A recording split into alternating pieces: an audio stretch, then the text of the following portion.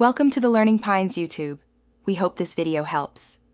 You'll start inside Garageband by choosing the exact portion you want as a ringtone and trimming it to 30 seconds or less. iPhone enforces this.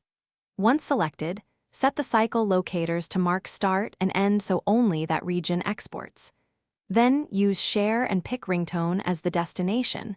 Name the ringtone clearly. This step prepares an M4R format ringtone ready to transfer.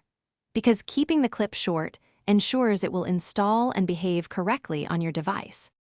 Once Garageband exports, you may get an AAC file. If so, change the extension to M4R so iOS recognizes it as a ringtone.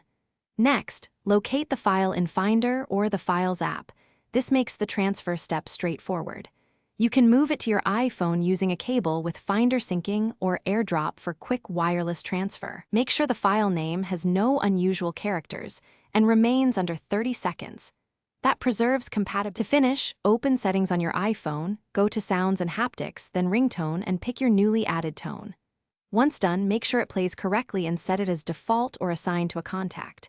If you don't see it, reconnect and resync tones via Finder or re-AirDrop the M4R file. A key troubleshooting tip: check that the file uses the M4R extension and is under 30 seconds. If not, iOS will ignore it, so reconvert and retransfer as needed.